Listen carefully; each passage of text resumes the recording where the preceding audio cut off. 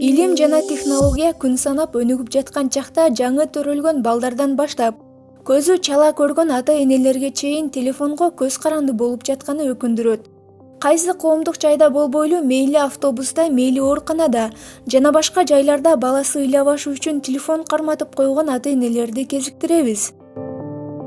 Колуна смартфон тийген бала андан көзүн албай, ыйын басат. Телефонду кайра алар замат ыйы, чыры кайра күчөйт. 3 жашка чейин баланын көрүүсү үчүн өтө маанилүү убак.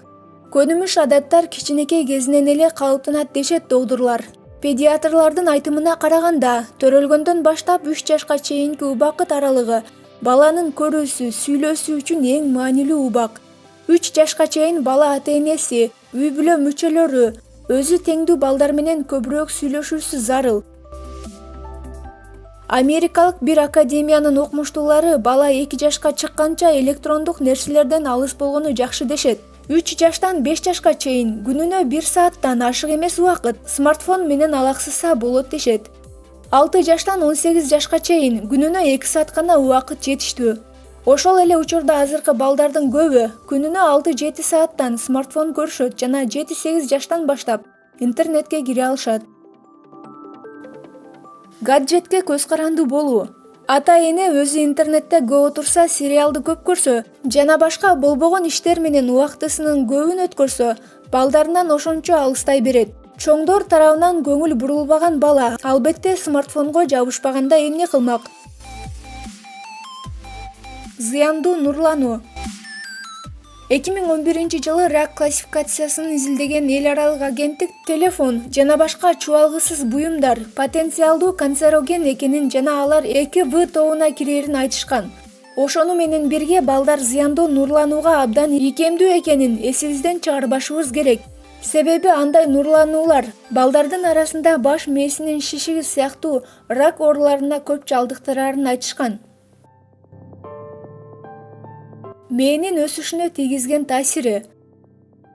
Баланын мээси 2 жашка чейин 3 эсе чоңойот. Ал эми 21-ге чыкканча мээси өсө берет. Баланын мээсинин өсүшү аны курчап турган айлана чөйрөгө байланыштуу болот.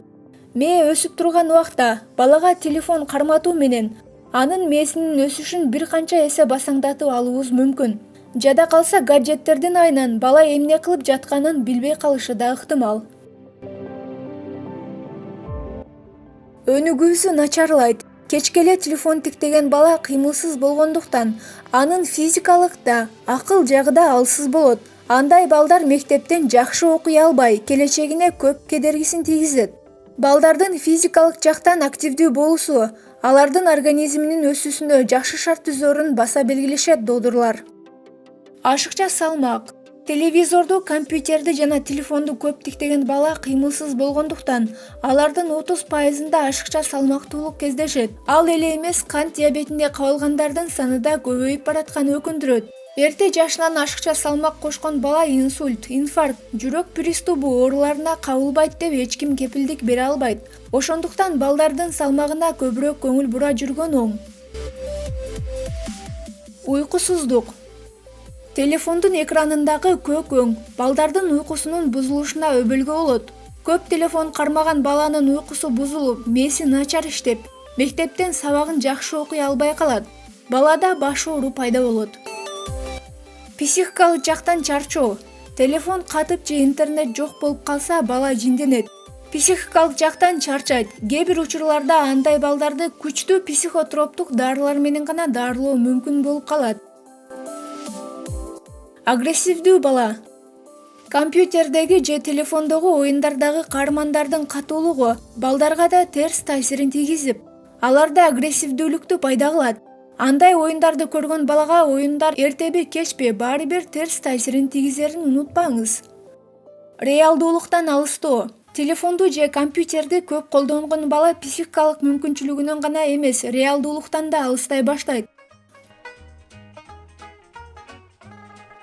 Телефонду колунан жулуп албай эле болгону аны колдонгон убакытты азайтып, бала менен көбүрөөк баарлашып, аны менен көбүрөөк убакытты өткөрүүчү убакыт келди десек болот. Себеби алардын келечеги дал өзүбүздөн көз каранды экенин унутпашыбыз керек. Кыз баланы тарбиялоодогу ата-эненин жаңылыштыктары. Үй-бүлөдө кыз баланын тарбиясы менен эркек баланын тарбиясында айырмачылыктар бар. Айрыкча кызды тарбиялоо ата-эне үчүн зергердин ишиндей эле. Алар тарабынан кызына карата туура эмес жасалган мамиле, атүгүл туура эмес айтылган фраза кичинекей периштенин тагдырына таасирин тийгизип коюшу мүмкүн. Андыктан төмөнкүдөй катачылыктарды кетирбеңиз. Биринчи жаңылыштык — кызына курбу болуу. Бир жагынан алып караганда бул жакшы, анткени кыз энесине ишенет, өзүнүн сезимдерин, ички ойлорун ачык айтып берет. Экинчи жагынан алып караганда, эгерде сиз такай өзүңүздүн маселелериңизди кызыңызга айтып, андан кеңеш сурай бергенде ал сизди өзүнүн коргоочусу катары сезе албайт.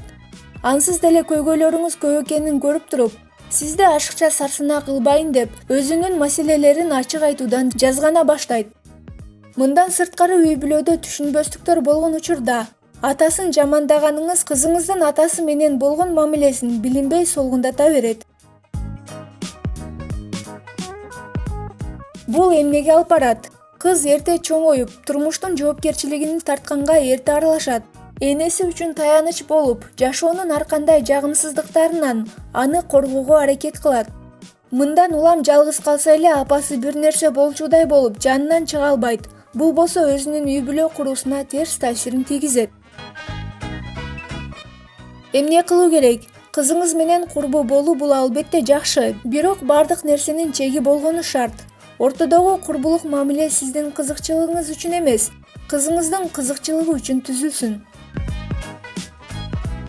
Экинчи жаңылыштык — эркек баланын ордун толтурууга аракет кылуу. Ата-эне эркек бала каалап, бирок кыз бала төрөлүп калган учурлар болот. Мындай учурда айымдар кызын эркекче кийинтип, спорттун эркектерге тийиштүү түрлөрүнө кызыктырышат. Атасы балык уулоого, аңчылыкка ээрчитип чыгат. Ал эми ыйлоого, арызданууга тыюу салышат. Бул эмнеге алып барат? Кыз ата-энесинин сүйүүсүнө ээ болууга аракет кылып, эркек эмес кыз болуп төрөлүп калганы үчүн өзүн күнөөлүү сезип чоңоет. Чоңойгондо болсо карьерада ийгиликке жетиши мүмкүн, бирок бактылуу үй-бүлө куруудан аксап калат. Эмне кылуу керек? Кыз бала курчак ойноп чоңоюуга тийиш.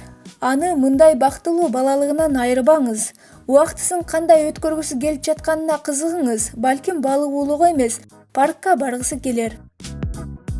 Үчүнчү жаңылыштык — көп түйшүк артуу. Албетте кыз бала келечектеги эне, кожойке. Андыктан ага үй тиричилигин үйрөтүү ар бир эненин милдети. Бирок айрым энелер кыздарын эрте эле түйшүккө аралаштырып алышат. Алы жетпеген жумуштарды жасатып, өзүнөн кичүү бөбөктөрүн каратып, өзү жоопкерчиликтүү болгон иштерди секелек куракта кызына үйүп коет. Бул курактагы кыздардын өз кызыкчылыктары болот. Окуу, ийримдер, достору менен баарлашуу, бий менен, спорт менен машыгуу жана башка. Кызыңыз сизге жардам берүү менен жогорудагы нерселер менен алектенбей калбоосу керек. Эмне кылуу керек? Кызыңыздын көп убактысын өз иштери менен алек болууга бөлүп, аз убактысын бала кароого, жумуш жасоого бөлүштүрүңүз. Кичинекей балаңыздын шоктугу, кийимдерин кирдеткени, үйдөгү буюмдарды бүлүндүргөнү үчүн чоң кызыңызды күнөөлөбөңүз.